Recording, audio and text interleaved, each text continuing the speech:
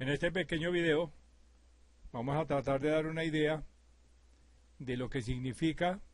la presencia del planeta Saturno en el zodíaco, y como tal vamos a seguir las indicaciones que da un autor llamado Oscar Adler, que era un médico europeo, astrólogo y músico vienés, que escribió un libro muy interesante que se llama La astrología como ciencia oculta, o el testamento de la astrología, y se considera que si no es el mejor, es uno de los mejores libros sobre astrología esotérica en la cultura occidental. Así que vamos a analizar a Saturno primero como irradiando a Capricornio, y luego a Saturno y Urano como irradiando a otro, el también signo zodiacal, pero esta vez ya de aire, que es Acuario. Dice con relación a Capricornio. Dice, Capricornio corresponde a la rodilla del hombre.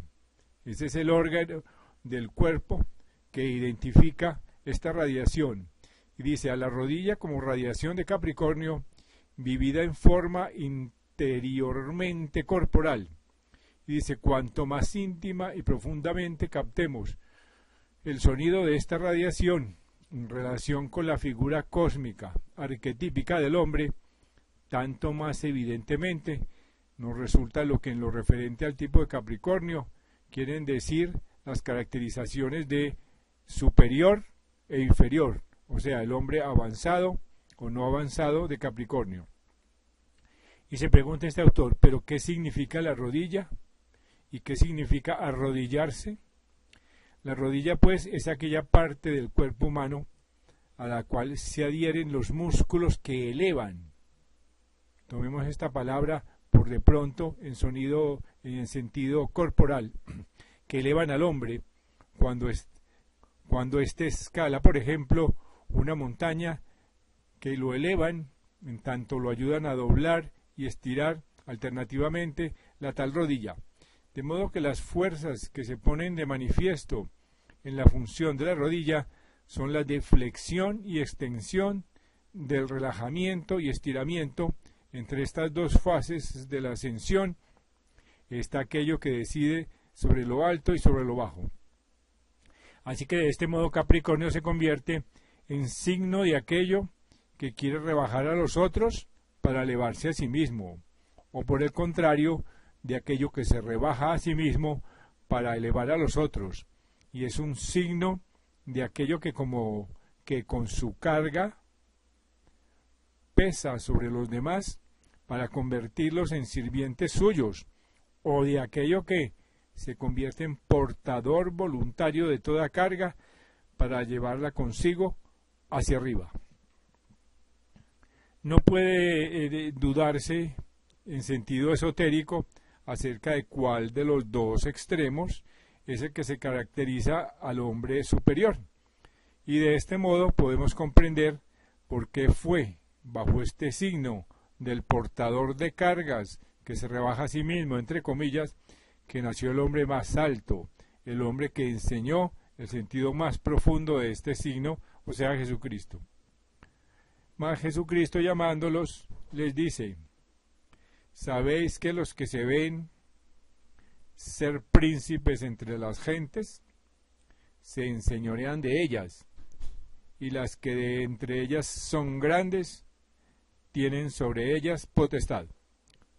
Mas no será así entre vosotros. Antes cualquiera que quiera hacerse grande será vuestro servidor, y cualquiera de vosotros que quiera hacerse el primero será siervo de todos. Porque el Hijo del Hombre tampoco vino para ser servido, es más para servir y dar vida en rescate por muchos. Así que nos encontramos aquí frente a un sacrificio similar al descrito en relación con el signo de Aries, solo que aquello que se opera por el sacrificio de Capricornio se produce en el plano físico, en el plano de la labor agrícola, en el reino de la tierra. Y así se comprende por qué en una época en que este conocimiento comenzaba a difundirse en la humanidad, la fijación del comienzo del año y con ella la cuenta del tiempo en general cambiarán, de modo que a partir de entonces el comienzo del año se contase con la entrada al sol en el signo de Capricornio. Pero ya en la antigua Roma había una organización que era muy adecuada para concretar bastante esta doctrina de Capricornio. Así que por la época de la entrada del sol en el signo de Capricornio, que era el solsticio de invierno, se festejaba en la antigua Roma la fiesta de los Saturnales. Así que Saturno, dios de la siembra, es a la vez el nombre del planeta que, como ya sabemos, debe ser considerado el señor de este signo. Fue pues Saturno el que dio el nombre a esta fiesta, y durante la celebración de ella subsistía la costumbre de liberar a los esclavos, convertirlos simbólicamente en señores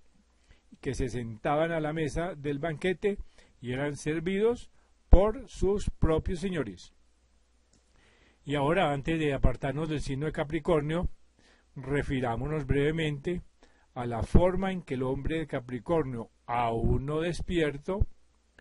a lo elevado, recibe y elabora la radiación de Capricornio. Ante todo, a este señor no muy evolucionado le falta la conciencia de saberse parte integrante del organismo superior que lo incluye, es decir, que llevará en sí todas las cualidades arriba expuestas correspondientes al tipo de Capricornio, pero de una manera enteramente egoísta. Así que las energías de obrar las empleará en misiones mezquinas, las tendencias mezquinas a atraer sobre sí la atención cobran importancia, la subordinación del elemento sentimental a la significación de lo real se transformará en indiferencia, sino en insensibilidad. Así que la carga de su propio ser lleva en el fondo una vida miserable, de un esclavo que tiene la desgracia de estar al servicio de sí mismo y no al servicio de los demás. Ahora vamos a ver brevemente el papel de Capricornio o el papel del planeta Saturno en el signo de Acuario. Se ha discutido mucho que Saturno y Urano se disputan la regencia del signo de Acuario, pero sea como sea, este señor Oscar Adler,